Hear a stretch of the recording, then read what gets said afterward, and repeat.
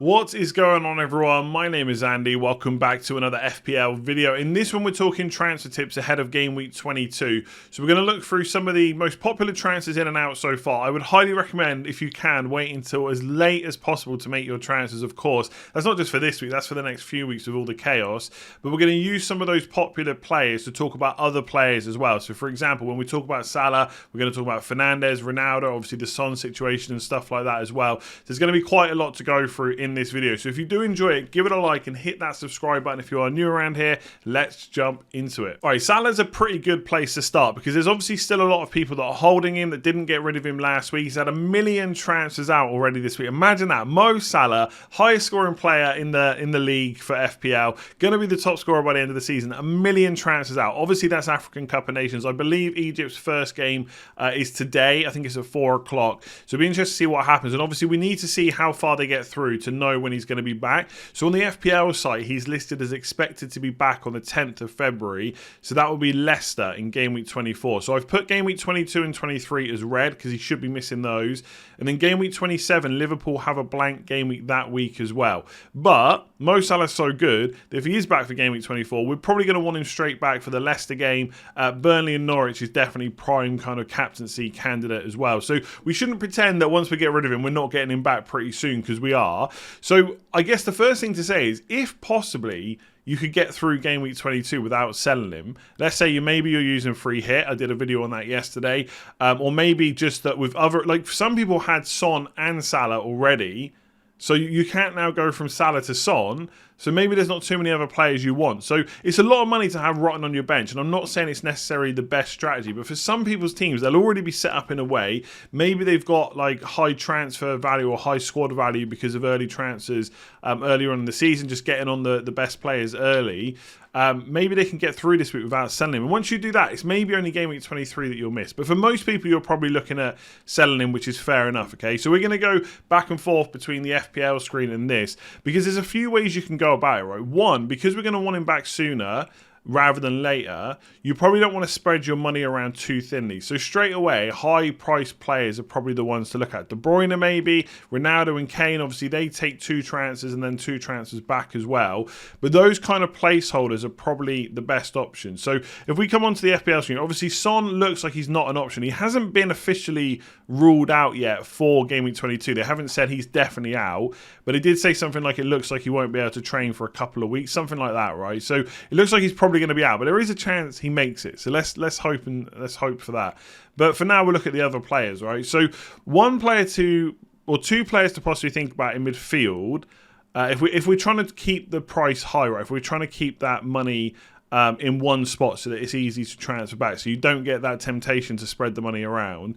You got Kevin De Bruyne, but obviously he only has one fixture in game week 22, and it is against Chelsea. So it's not, when there's a double game week and you're bringing in a player that's playing one of the better defenses in the league, it's not really, it doesn't feel like that great of a move, especially if you're then saying to yourself, well, I'm going to bring Salah back in 24 or 25. That's when De Bruyne has his great fixtures. So it's not to say that you couldn't keep De Bruyne for that, but you might fall into a trap where really you want Salah, but you feel like you've got to keep De Bruyne, and then if Salah goes and smashes it again, it might be like, the Havertz-Salah situation from game week 9. So De Bruyne is an option, but I just think that the fact that he's got Chelsea this week will kind of put me off that a little bit. And obviously it's the same then for any Man City players. Bruno Fernandes, potentially an option. I know he has been nowhere near as good this year as he was last year from an FPL point of view. Interestingly, right, and I think it was FPL Fraser on Twitter that kind of tweeted about this, and that's how I saw it. Ranić did an interview after the FA Cup game last night, and he basically said they need 3 central midfielders to try and control the game, and they were better at doing that when Donny van de Beek came on. They played in more of a diamond formation. So you'd imagine if he now knows that, if this 4-2-2-2, which just hasn't been working, is not going to work for Man United, and he's going to revert to kind of a 4-2-3-1 or whatever kind of formation he plays with 3 midfielders, you'd imagine that Bruno Fernandes is going to play more often than not from now on. Obviously, he has missed a couple of games recently, so only 30 against Wolves. Obviously, I think he was suspended against Burnley anyway. He might have actually missed that one. I can't remember. But either way, he didn't start against Wolves when he could have. But he usually plays 90 minutes.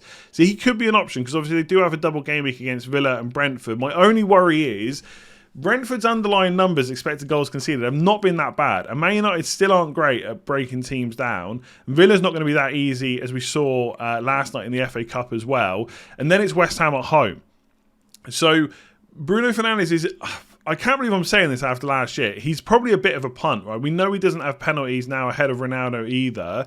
But as a placeholder, he could be pretty decent. And if Salah was to go on and not be back for 24, maybe he wasn't back for 25, whatever it might be, then at least Bruno Fernandes has got some okay fixtures. So he's possibly an option. The problem is you're probably not going to want to captain him. It's a lot of money to have a player that's not on penalties and who you're not going to captain either.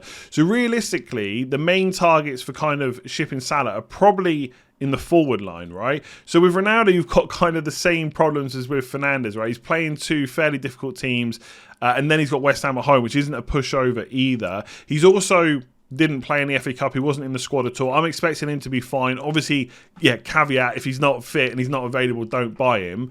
But he could be an option. I still think he's an okay captaincy option for Game Week 22, just because there is a lack of options. Like his personal underlying numbers are good. He's got penalties as well, of course. And there's not a huge amount of other double Game Week options that really stand out, unless you're going to go down the King Dennis line, which I think some people are going to do. Right, you could do that. I'm probably still going to captain Ronaldo. So he's an option, right? So you get in a cheap midfielder, maybe Maddison for Salah, and then you get in Ronaldo for one of your strikers as well, and job done. Then when you need Salah back, you just switch it back. Like Ronaldo's in my team, and I got to be honest, I'm not that excited about owning him really going forward. But when Salah's back, he'll be the way I get back to Salah very quickly and very easily. So Ronaldo's an option. The other one I just want to quickly talk about is Kane. Arsenal at home, Leicester away. So probably, in some ways, maybe a slightly better double game week. Not because of the Arsenal game, but because of the Leicester game, because their defence just hasn't been good. So maybe slightly better than the Man United one. I know it doesn't look like that on paper, but yeah, Kane could be an option. But then he straight away plays Chelsea away as well. So he's someone that you're probably going to look to want to ship sooner rather than later back to Salah anyway. So ultimately, with Salah, I think I would probably still sell him. I don't think that most people's squads are going to be in a position to get through Game Week 22 by holding that much money, 12.8 million in their squad. If you can, fair enough, right? But I'm talking to the people that can. I think I would probably go, if I wanted to take a punt, like if I already had a captain like Ronaldo or Kane in my team and I was happy with that, or if I was going to captain King or Dennis and I was happy with that, then I might take a punt and just switch to someone like Fernandes, who's got 2 games. Not many people are going to own him. He could be a big differential. I would expect him to start both games, but obviously there is a slight risk that it doesn't happen, but I would expect that to happen. I just think Kevin De Bruyne with Chelsea is just not an option. Or if you don't have one of those 2 players that you want to captain, Ronaldo or Kane, they are probably the best options to bring in, because you get your captaincy choice there, and then when Salah's back, you switch him back. So 1 million people have transferred Salah out. I think it makes a lot of sense for most people's squads, and that's probably what I do about it. So this gives us a chance to talk about defenders. I've got to be honest, when I was looking at the transfers in and out this morning, I wasn't expecting Kieran Tierney to show up with 131,000 transfers in. It's not that I think he's a bad player or that Arsenal is a bad defence or anything like that. It's just Spurs away, no double game week this week. Obviously 2 blanks coming up as well. It's not ideal. So 3 of the next 6 fixtures include 2 blanks and Spurs away. And I do think that, look, whatever you think Arsenal can do against Spurs, right? Could Arsenal win the game? Yeah, absolutely they could, right? They've been playing pretty well this season if we forget about the FA Cup game. But I could see Spurs scoring. So straight away, I don't see a clean sheet. The other 3 games, Burnley, Wolves and Brentford, probably are quite good. And usually, in a normal situation for FPL, you could think to yourself, well, I'll bring Tierney in this week. I won't go for any of the double game week defenders. Let's just say you're thinking like that. Burnley at home, good chance of a clean sheet. Wolves away, fairly good chance of a clean sheet. And I just bench him in game week 25, which in normal circumstances is fine. The problem is when we're having to deal with so many postponements, when we're having to react to so much news, like double game weeks coming this week for game week 22, it just doesn't feel like the right time to bring him in. Obviously, when he got injured, Tavares came in and played. And then when Tierney was back from injury, Tavares kept playing. But I do think it's Tierney's spot now. When you get brought off against Nottingham Forest in the FA Cup after 30 minutes, that probably doesn't spell good things for you, right? So Tavares came off. He was really annoyed. I don't see him starting anytime soon, although maybe he will. Who knows? But I don't think that it's a good time to bring Tierney in. I think maybe later on, maybe if it was different circumstances with FPL, fair enough. If you already own him, maybe you keep him. But I don't think you necessarily bring him in. The problem is a lot of the options you'd want to go for are a little bit more expensive, right? Like if you don't own Trent or you don't own Robertson, they're all quite a lot more than 5 million. For someone kind of a bit closer. Obviously, you've got Alonso at 5.7 million with a double game week. If Chelsea don't sign a left back, or even if they only recall a left back, you'd imagine that player that was sent out on loan is not going to suddenly be ahead of Alonso in the pecking order. But I don't know. Maybe it was difficult to send Alonso out on loan, so they had to go for someone else. The problem is, of course, if we come to the FPL screen, is we know that after Man City away and Brighton away, and obviously Man City's not the greatest fixture, I appreciate that. Spurs at home is not easy either, and then they got 2 blanks as well. So you probably don't want to bring Alonso in right now unless you're on a free hit or something like that, because you'd be stuck in the same situation where you'd have to bench him for 2 game weeks where there could be other stuff going on, right? So I own Alonso. Probably after the double, I might look to get rid of him. Possibly, we'll see what happens. The other one is Reguilon, has a double game week this week, has okay fixtures afterwards from a defensive point of view. I mean, the Spurs fixtures, they're not necessarily ideal, but they're okay. So double game week, Chelsea away is difficult. Southampton at home, Wolves at home, that wouldn't concern me too much. So potentially you could keep Reguilon for the next 4 game weeks, right? So it might be a slightly better option than Tierney. Obviously, you get the double this week. And the other option maybe, just to come back onto this screen, is maybe Aston Villa defenders as well. So again, I'm not saying that you necessarily want to bring them in this week because they're playing Man United at home, right? So Man United could, if they can start playing a bit better, scoring that one. But the fixtures afterwards are fairly good. And I also think that Gerrard's Villa are pretty decent defence as well. They're not that easy to break down. I'm not saying they're as good as Chelsea or Man City, but they're not bad either. And obviously we've got to keep an eye on the Luka Dean situation, because he might be moving to Villa. That was the latest rumour. As far as I know, he's still at Everton, but we'll see if that transfer goes through. So for the same price as Tierney, with slightly better fixtures in a team that's also not blanking anytime soon, has got fixtures to rearrange, he might be a better option. So I think if you're bringing in a defender this week, I don't really see why it would be Tierney. And I think just the circumstances around Arsenal right now with 2 blanks means it's probably not an ideal time to bring in one of their defenders. For me, I'd probably go Reguilon. I think I'd like Alonso if he wasn't blanking soon. So I think Reguilon's probably the one I'd go for. Maybe Man United defenders as well, but I just don't trust how they're defending at the moment. They cannot control games. They're coming under too much pressure. Shaw's going to miss one of the games in 22 anyway. You don't know if Telles is nailed on. You don't know if Dallow's going to keep starting every single game as well. There's just too many unknowns there. So Reguilon's probably the one that I would be looking at. Should just say, by the way, before I go on to the next player, I completely forgot about Cucurella as well. He's obviously an option too. Palace at home, Chelsea at home, so got the double. Leicester away is okay-ish, although I could see Leicester scoring in that game. They do have a blank though, that's the only problem. They got good fixtures afterwards, so it depends how well you can deal with that blank. And obviously, I'm not trying to be a hypocrite here. If I've just said that it's not an ideal situation to have players that are blanking because of postponements, then it's not ideal for Cucurella any more than it is for Tierney. But obviously, Tierney's got 2. That's the only thing. And Brighton defence is probably a little bit better as well. So he's definitely an option. I think Cucurella or Reguilon are probably the 2 that I would look at right now. But obviously, let me know below if you've got any other options that could possibly come in. We'll move on to looking at forwards. So Ollie Watkins had 161,000 transfers out. Now, I think this is not necessarily down to him, but this is definitely down to the double game week, because it feels like anyway, maybe it won't turn out like this, one of the strongest positions in the double game week teams is the forward line, right? So you've got Ronaldo and Kane that people are looking at as big options, and then you've got Dennis and King. Obviously, Dennis is flagged right now. Hopefully he'll be fine, but one of the Watford strikers basically is how we could put it. Maybe even go into Antonio because he's got Leeds at home. But the thing is, Villa's fixtures afterwards are pretty good. I know Watkins missed the last game, but obviously that was just through illness, whatever, not being fit, etc. But he played in the FA Cup against Man United on the right. Interestingly, at least that's where he started anyway. Then they've got Everton after the Man United game in 22. They've got Everton, Leeds, Newcastle, Watford at home, and also if I just double check, they've also got a couple of fixtures to rearrange, which I think I already mentioned.